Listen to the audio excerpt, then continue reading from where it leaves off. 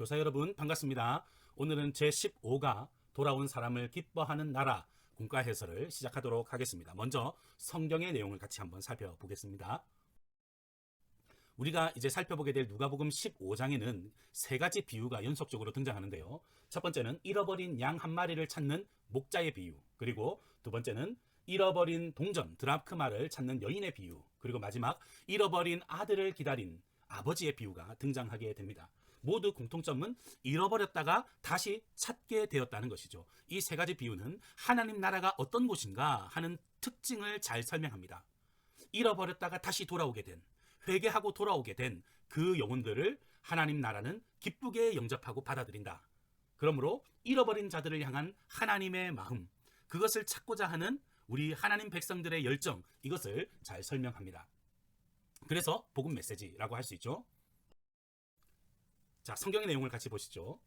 어떤 한 아버지에게 두 아들이 있었습니다. 그런데 이 둘째 아들이 아버지여 재산 중에서 내게 돌아올 분깃, 유산을 내게 주십시오라고 건방지게 이렇게 요구하게 됩니다. 그러자 아버지는 이 둘째 아들의 요구대로 재산을 물려주었고, 그는 며칠이 되지 않아서 먼 나라로 가서 허랑방탕하게 그 재산을 낭비하면서 결국 모든 것을 탕진하게 됩니다. 그래서 이 유대인들이 부정한 짐승이라고 여겼던 돼지를 치는 일까지 하게 돼요. 나중에는 돼지들이 먹는 쥐염 열매, 사료를 먹기까지 하는데 그것마저도 주는 이가 없어서 그때서야 후회를 하게 됩니다.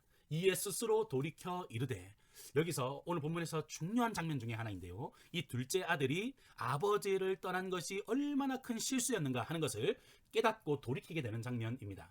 우리 아버지 집에는 정말 풍성했는데, 우리 아버지 집에 있을 때는 나는 정말 행복했는데 하면서 그 과거의 때를 회상하며 돌이키게 되는 것이죠. 그리고 아버지께로 돌아가자 하는 결심을 하게 됩니다. 그렇게 빈털터리가 되어서 아버지께로 돌아오는 길에 여러분, 아버지가요 매일같이 그 아들이 돌아오기만을 기다리고 있었습니다. 그래서 거리가 아주 먼데도 불구하고 직감적으로 저것은 우리 둘째 아들이다 하고 달려가서 그를 측은히 여기고 목을 안고 입을 맞추고, 나중에는 종들을 불러다가 손에 반지를 끼우고 다시 새 옷을 입히고 그렇게 성대한 잔치를 벌이게 되지요. 그 이유는 무엇입니까?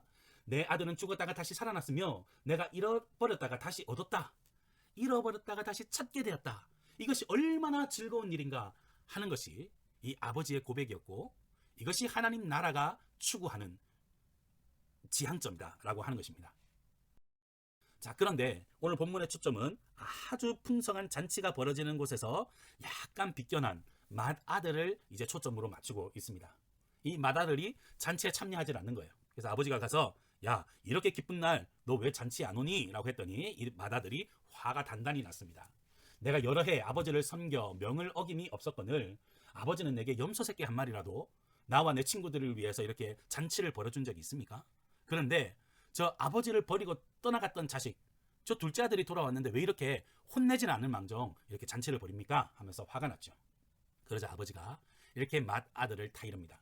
예, 너는 항상 나와 함께 있었으니 내 것이 다 너의 것이다. 그런데 내 동생이 죽었다가 살아났고 잃어버렸다가 다시 얻었는데 우리가 이 일에 같이 참여하는 것이 마땅하지 않겠니? 가족이라면, 그리고 네가 정말 내 아들이라면 아버지의 기쁨에 참여하는 것이 마땅하다라고 말씀하면서 이 비유는 이제 마치게 됩니다. 우리 성경의 내용을 조금 더 자세하게 들여다보죠. 탕자의 비유에 등장하는 아버지와 두 아들은 각각 누구를 가리키나요? 우리가 잘 알고 있듯이 아버지는 사랑과 은혜가 풍성한 우리 하나님 아버지를 가리킵니다. 그렇다면 둘째 아들은 하나님 없이도 살아갈 수 있다라고 하는 불신자들, 그렇게 하나님을 떠난 사람들을 의미하죠. 그리고 첫째 아들은 하나님을 곁에서 섬기면서도 그 은혜가 얼마나 큰지 모르는 종교적 신자들을 가리킨다라고 할 수 있겠습니다. 그렇다면 두 번째 질문, 둘째 아들이 아버지에게 유산을 요구한 것은 어떤 의미인가요? 그리고 아버지는 어떤 행동을 취하셨나요? 자, 일반적으로 유산은 아버지가 돌아가셨을 때 받는 것입니다. 그런데 이 둘째 아들은 아버지가 죽은 것으로 간주했어요. 나 이제 아버지 없다, 아버지 죽은 것으로 간주할래. 이게 굉장히 배은망덕한 그런 행동이라고 할 수 있습니다. 이것은 곧 하나님을 떠난 영적 죽음의 상태를 영적으로 비유적으로 보여준다라고 말할 수 있겠죠. 그런 배은망덕한 아들이 아버지를 떠났습니다. 그럼에도 불구하고 이 아버지는 매일같이 자신을 떠난 이 아들을 기다리고 있습니다. 언제까지 기다립니까? 아들이 돌아올 때까지. 참 여기서 귀한 은혜를 얻습니다. 하나님은 우리 주변에 있는 수많은 사람들이 예수님께로 돌아오기를 간절히 기다리고 계세요. 지금 이 땅에 종말의 현상들이 다 나타나고 있습니다. 그럼에도 불구하고 예수님께서 재림의 때를 계속 인내하며 기다리시며 연기하시는 이유는 무엇입니까? 한 사람이라도 더 구원 얻기 위해서 주님은 그 때를 기다리고 유보하고 계시다라고 하는 것이죠. 마침내 아들이 돌아왔을 때 멀리서 알아보고 달려가서 맞이하시는 그 하나님 아버지의 마음을, 그 사랑을 우리가 오늘 본문에서 느낄 수 있습니다. 여러분들이 잘 아시는 이 그림은 네덜란드의 천재적인 화가 렘브란트의 돌아온 아들이라는 이 제목의 그림인데요. 몇 가지 제가 좀 설명을 해드리면 좋겠습니다. 먼저 초점은 아버지에게 있습니다. 이 렘브란트는 이 빛과 어두움의 조명을 아주 잘 사용하는 화가라고 알려져 있는데요. 이 빛의 근원은 어디에 있습니까? 아버지의 얼굴에 있습니다. 이 아버지의 얼굴에서 빛이 비추어지면서 이 아들에게 그 빛이 반사되고 있습니다. 그러니까 빛 대신 아버지, 은혜의 근원이신 아버지, 생명의 근원이신 하나님 아버지, 이것을 잘 표현하고 있습니다. 그리고 또 우리가 눈여겨보아야 할 점은 아버지의 손인데요. 여러분 화면에서 우리가 보시면 오른쪽 손은 아주 거칠고 왼쪽 손은 아주 부드럽습니다. 이 극명한 대조를 보이고 있는데요. 렘브란트는 이 한 손은 이 공의로 다스리시는 이 아버지의 용서, 완전한 용서를 상징하고, 이 왼쪽 손은 참 자비가 풍성한 어머니의 손, 그래서 이 아들을 맞이하고 치유해주고 보듬어주는 그런 손으로 묘사했습니다. 그리고 아버지의 표정이 중요한데요. 아버지의 표정이 우는 것도 아니고 웃는 것도 아닙니다. 정말 뭔가 지쳐 보이는 아버지의 표정인데, 여러분 그만큼 아들이 돌아오기를 애간장을 태우면서 기다렸던 이 아버지의 심정을 얼굴에서 잘 묘사하고 있습니다. 그런가 하면 아들은 어떻습니까? 아들은 이미 신발이 다 벗겨진 상태죠. 한쪽 신발이 없습니다. 그것은 그가 얼마나 아버지를 떠나서 그런 어려운 삶을 살아갔는가, 하나님을 떠난 삶이 얼마나 비참한가를 잘 보여줍니다. 그리고 아들의 이 머리카락이요 없습니다. 마치 갓 태어난 아기처럼 머리카락이 다 밀려있죠. 이것은 하나님께로 돌아감으로써 다시 거듭난 중생한 신자의 모습을 표현하고 있습니다. 새롭게 태어난 것이죠.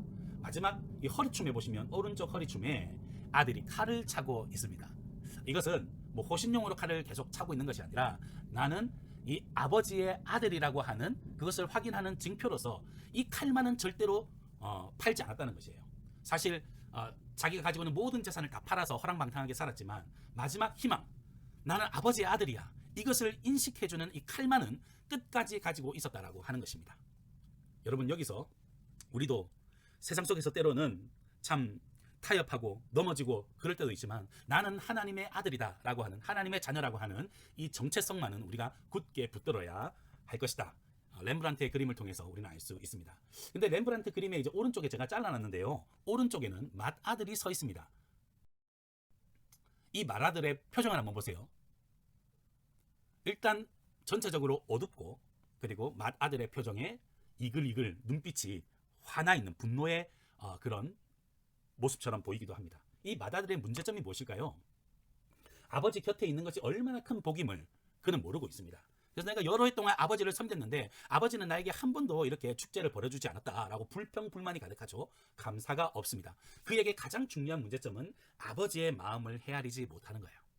그가 진정한 아버지의 아들이라면 아버지가 무엇을 기다리고 있는지, 아버지가 무엇 때문에 기뻐하고 있는지 이 일에 전혀 마음을 같이 동하고 동참하지 못하고 있다는 것입니다. 이 내 동생은 죽었다가 살아났으며 내가 잃었다가 얻었기로 우리가 즐거워하고 기뻐하는 것이 마땅하다, 이렇게 얘기하죠. 아버지의 기쁨에 동참하는 것이 아들의 본분입니다. 한 영혼이 주께로 돌아오는 것을 기다리시는 그 하나님의 일에 우리가 동참하는 것이 마땅한 일이다 라고 말하고 있는 것입니다. 자, 내용을 우리 삶에 적용해 봅니다. 맏아들과 둘째 아들 중에 나는 누구를 더 닮았나요? 우리 친구들에게 한번 물어보십시오. 나는 이렇게 하나님을 섬기면서 믿고 따르면서도 늘 감사가 없고 불평하며 이렇게 하나님에 대해서 하나님의 뜻에 따르지 못하는 그런 맏아들의 모습인가? 아니면 언제든지 하나님을 잊어버리고 하나님이 없는 것처럼 그렇게 허랑방탕하게 살아가는 둘째 아들의 모습인가? 한번 우리 친구들과 이야기를 나누어 보면 좋겠습니다. 물론 두 아들의 모습이 다 있을 수도 있겠죠. 그리고 두 아들의 모습이 없을 수도 있을 것입니다. 그런 친구들과 한번 재밌게 한번 이야기를 나눠보시면 좋겠어요.